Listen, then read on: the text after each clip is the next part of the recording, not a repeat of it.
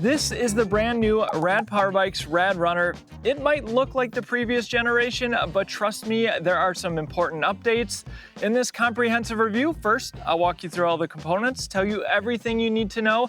Then we'll get into some first-person riding footage. I'll tell you how the bike feels to ride. We'll test out its performance. And finally, some third-person riding footage where I'll give you the pros and cons. But first, let's take a closer look.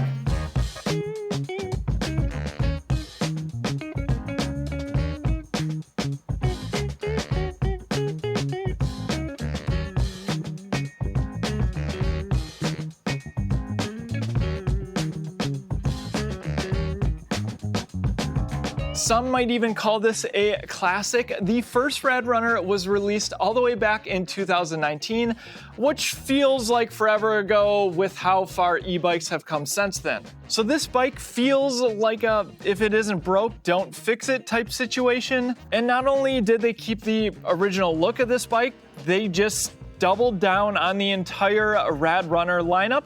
There's now 3 models to choose from, and this is the base model. They also have the RadRunner Plus and RadRunner Max. And all 3 models have slightly different features, so be sure to check out all of our reviews. But this is the one that you'll want to consider, one, if you're on a budget, but also if you're just looking for a more simplistic bike. I can certainly appreciate that. Rad Power Bikes has been around since 2007. They offer a 2-year warranty on their bikes. That includes the frame, the components, and yes, the battery. More recently, they're pushing into bike shops and currently have 1,400 plus bike shop partners, and a subset of those offer test rides. The RadRunners are popular for a few reasons. One, just the fun factor, but also it's a utility e-bike. Think of the RadRunner as a platform to really make your own. And you make it your own by adding some of Rad accessories, like this seat pad. Maybe you need a wheel lock, the passenger bars, maybe the center console. Perhaps you need fenders or maybe a front rack for even more storage. Most of the people that buy this bike aren't going to have it looking like this for very long. Let's talk price. Current pricing is $14.99, though you can see if they're running a sale by checking the link down in the description. Also, if you're planning to make a purchase with Rad, using that link is a free way for you to support the channel. Thank you for your support. You can also scan the QR code on your screen. It's offered in 2 different colors. This is classic blue. You can also get forest green. The bike weighs in at 65 pounds. Removing the battery will get that down to 55 pounds. Total payload capacity is 320 pounds. 275 pounds is the max rider weight.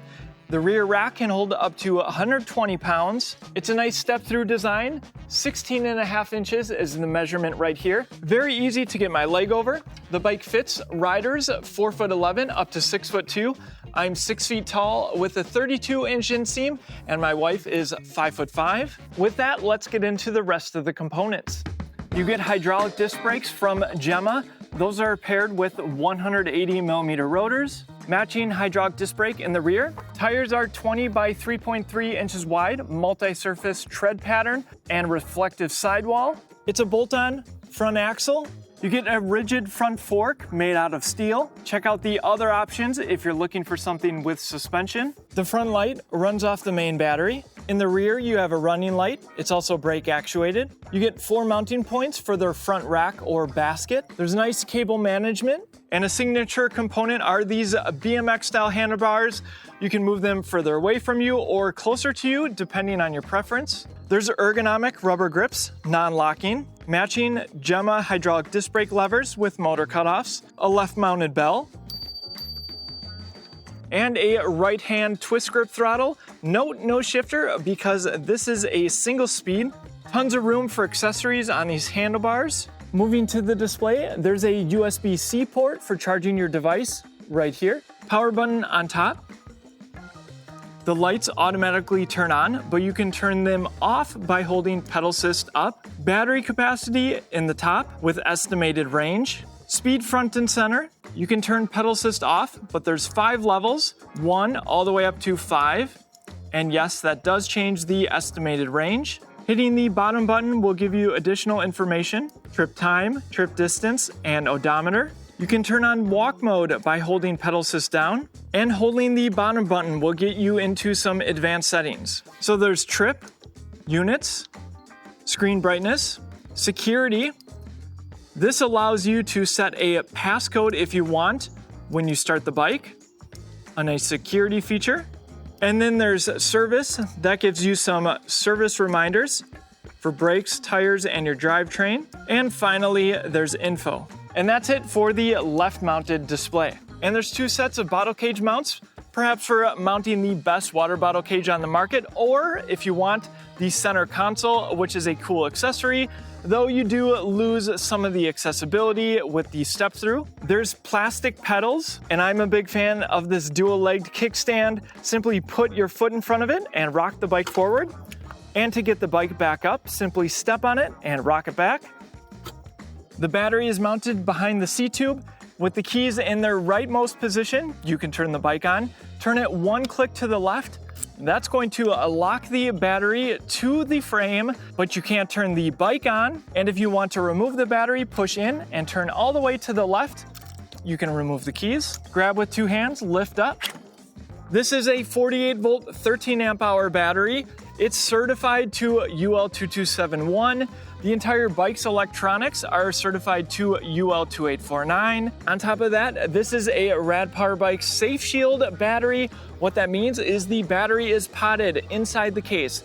In the unlikely event of a fire, it's going to help prevent the fire from moving from one cell to another. Charger port right here. You can access the fuses right here, and there is an indicator button so you can get an idea of the current capacity. And of course, this battery fits in our battery bag that we sell at shop.ebikeescape.com. To put the battery back in, line it up in the tray and simply push down. Don't forget to turn the keys all the way to the right if you're ready to ride. With the bike, you'll also get their owner's manual, as well as a quick start guide, some tools, and most importantly, a charger. This is a 2 amp charger, which means to charge the battery up from empty, it will take about 7 hours. This is a custom seat for Rad Power Bikes. You'll see why it's designed this way in a second. And it's also a custom seat post, so keep that in mind if you want to swap out the seat. On the rear rack, it's a open canvas. You can add any accessory that you want. One of my favorite accessories is the passenger package, which can be bolted on. And now you can see why the seat is designed this way, because if you want to, you can lower the seat and ride it more like a moped. You're not going to get full leg extension, though it is a fun way to ride this bike. The controller is beneath the frame here. The bike is engaged with a cadence sensor that's mounted right here. More on that in the upcoming first-person riding footage. The motor offers 750 watts of peak power. And then you have the single-speed drivetrain, 16 teeth in the rear, 52 up front. And I'll talk all about what the single-speed drivetrain means for how it rides. Let's get into some first-person riding footage. We've got some help here. Wish we had the passenger bars, but we'll make do. We'll start off with throttle only up to 20 miles per hour. It is a Class 2 electric bike. Just a note, with pedal assist turned off, you still have access to the throttle. All right, here we go. You ready, Lenny? Yay! 3, 2, 1, throttle only. 9, 13, 16, 17, and there's 20 miles an hour. I can feel the motor backing off. And the way this pedal assist is engaged is with a cadence sensor, which means as long as my legs are spinning, I'm going to get power from the motor. That differs from a torque sensor, which measures how much effort you're putting in and amplifies it. And this being a single speed, there's always the question, how easy is it to get started? Now, while I can start a pedal stroke and it only takes about a quarter turn for it to engage, it's a slow quarter turn. So what I would recommend on a bike like this, and really many single speed electric bikes, is it's nice to just use the throttle to get started a little bit, and then you can release the throttle and just start pedaling. And remember, these throttles are variable. So I can just twist it a little bit and go at a slower speed. It's not like you have to go 20 miles per hour. So you can have a very gentle takeoff with the throttle if you want it. But now in pedal assist level 1, just nice and easy, spinning my legs. Now this bike is current based. What does that mean? Well, we're just going to get a certain amount of current from the bike in pedal assist level 1. It's not going to stop at a current speed. You can see we've been creeping up speed a little bit. And while I'm not going to get more power from the motor in pedal assist level 1, it's just going to continue to provide me just a little bit of power, creeping up to 13 miles an hour. Riding a little bit earlier, I did get to closer to 15 miles an hour. So that's pedal assist level 1. Could certainly provide more power if I wanted to myself. Let's go in pedal assist level 2. Just a little bit more power there. In true Rad fashion, I personally think they just do a really good job of deciding how much power you get in every pedal assist level, so it's not jolting, very accessible. You can see we're cruising at 16 miles an hour, 17 according to the Rad display. Let's go up into the third level of pedal assist, and I think we're going to hit 20. We'll see here.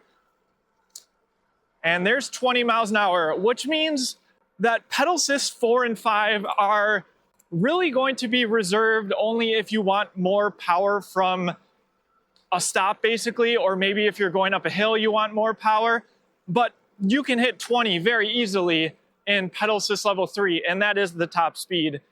If you want the class 3 model, you do have to go with the RadRunner Max. Now just to show the acceleration, let's go in pedal assist level 5 here, and I'll get started just with that pedal stroke. There we go.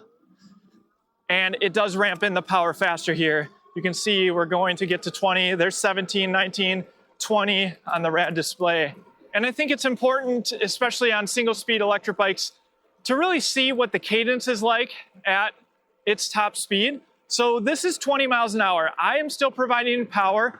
Yeah, if I could shift, I would maybe have my cadence a little bit slower, but it's really not bad for the speeds that this bike is intended to go. And personally, I would rather have it harder to get started than ghost pedaling, basically not able to provide human power at 20 miles per hour. We're going to do a brake test at this fire hydrant, a controlled stop with the precious cargo in the rear.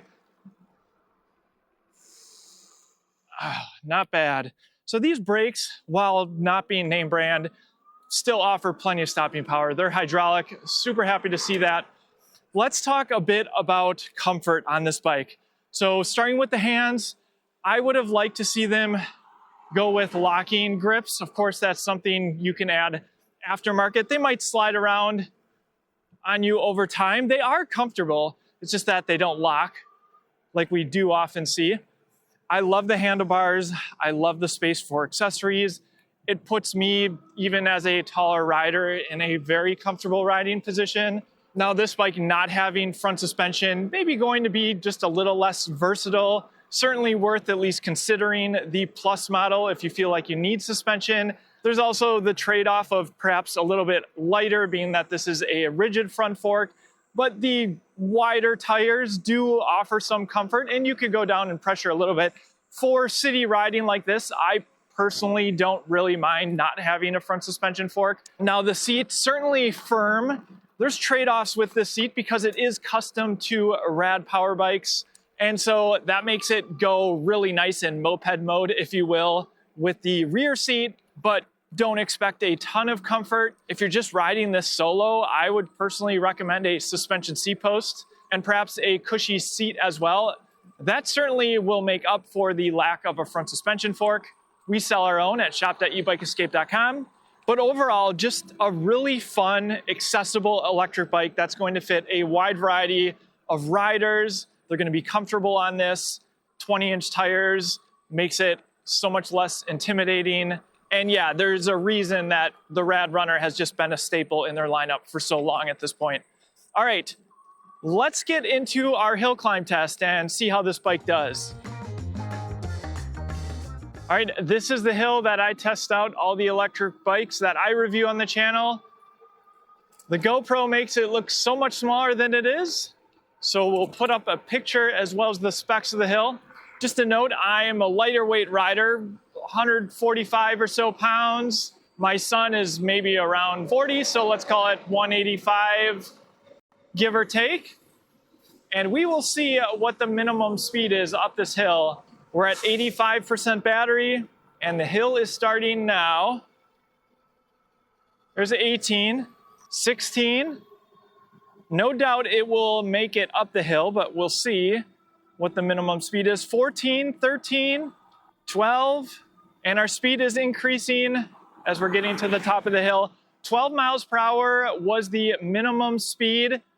So for a 750 watt motor, that's actually not bad. Rad Power Bikes has never been a company that touts super powerful motors, just what I would call powerful enough motors for a vast majority of use cases. And it's actually pretty surprising given this is a 750 watt peak motor. But another important question is, how is it to pedal a single speed electric bike up a hill? So I'll go back down and we'll do it again while pedaling. All right, let's start from a stop here. Again, a perfect example where you probably just want to use a little bit of throttle to get yourself started. Pedal assist level 1. Now, it's a slow cadence for sure, and I'm putting in a great deal of effort. I could make it up the hill, but I'm going to be pretty tired by the time I get to the top. I could slow my cadence as long as the cadence sensor engages, I get power from the motor, but we're not getting up this hill very fast in pedal assist level 1. 4 miles an hour. Let's go up to 2, see where I feel some relief. Actually, a little bit better there. Can more gently just spin my legs, but it's still a pretty slow cadence at such a slow speed. Let's go into pedal assist level 3. Able to speed my cadence up more so there, and cruising at 8 miles an hour. So this would be what I would want to do if I want to find a good balance between conserving battery and still putting in some effort. All right, let's go into pedal assist level 4. Again, this is where those pedal assist levels 4 and 5 really shine, because now I'm able to cruise up at 11 miles an hour, 12 miles an hour, no problem, just spinning my legs nice and easy. And I could provide more power if I wanted to. And then pedal assist level 5, that's going to guarantee we're getting full power from the motor as we go faster, 14 miles an hour. And again, remember, because this has a throttle, and I personally believe the twist grip throttles are much easier to use for longer periods of time. I could just hold the twist grip throttle and pedal alongside the bike if I wanted to. So that's an option as well on these single speeds. It's not a deal breaker with a single speed drivetrain, especially when you have a throttle. With that, let's get into some third-person riding footage. I'll give you my concluding thoughts and the pros and cons of the Rad Power Bikes RadRunner. The fan favorite RadRunner has received some love, and I'm happy to see it. It's not without some considerations, and certainly considering some of the other RadRunner models, which I'll get into, but let's start with what I like. First off, the price point is approachable at $1,500, making it the one to go with if maybe you're just stepping into the e-bike world, or maybe you just want to save some money for some accessories. At its core, this e-bike is a simple, no-frills approach, and that's by design. The single-speed drivetrain only needs grease from time to time, no derailleur to worry about, and let's be real, some e-bike riders never change gears anyway, so why have them in the first place? The 750 watt motor provides plenty of power to get you to the top speed of 20 miles per hour, and that's in pedal assist level 3. Levels 4 and 5 just give you that extra boost in case you need it. The smaller tires mean this e-bike is well suited for shorter riders, though even as a taller rider, I felt comfortable. The step-through frame design also makes it easy to hop on. Paired with the tires, the BMX-style handlebars really set the stage for this being a fun and playful ride. I do think that is one of the key draws here, though yes, having the twist grip throttle at the ready helps as well. And not only is it fun to ride, but it's also a practical choice with the integrated rear rack, and then you can customize it to your heart's content, either with some third-party accessories or Rad's own. I like the inclusion of the dual-legged kickstand. It gives more stability compared to the single-sided counterparts. Hydraulic disc brakes were maybe the biggest addition with this release, but also the display, which again has simplicity at its core. And one other thing worth mentioning is certainly Rad's history. They're one of the top e-bike brands in the US and have just been around forever. If you live near one of their partner bike shops, that's a comforting thing, but otherwise you have access to Rad's online customer support team. Next, the considerations of the base RadRunner, and really a lot of the other RadRunner trim levels solve some of these. So if you're planning to haul a passenger, there's a strong case for opting for the RadRunner Plus model because it comes with the passenger seat, plus the wheel guards are already installed. But if you also think you might need fenders, front suspension, or if you decide you want gears after all, then the Plus model is a good bet. Next, both the RadRunner and RadRunner Plus are Class 2 e-bikes. So if you're one of those who like the option to pedal up to 28 miles per hour, then the RadRunner Max is the way to go. It's also the best option for a no compromises RadRunner. I wish the rear rack had a slightly higher capacity. Not that 120 pounds isn't a lot, but it does limit the ability to put an adult rider on the rear. I'll also call out the battery size just being average at 13 amp hours. Still, Rad's estimate of 17 miles on the lower end, think hilly area, throttle only, that sounds accurate. They say up to 55 miles, though I'd expect closer to 40 on the high end for most riders. Rad is also one of the brands that is taking safety to the next level with their Safe Shield batteries. If you're looking for comfort, you may want to upgrade that seat. Don't forget the seat post. If we've helped you decide on a Rad Power Bike, I'd appreciate one thing from you. Just use our link in the description or scan the QR code on your screen before you buy. Thank you so much for your support. In the comments section, what's your take on the RadRunner and what other electric bikes are you considering at this price point? Thank you so much for watching until the end, and I will see you in the next one.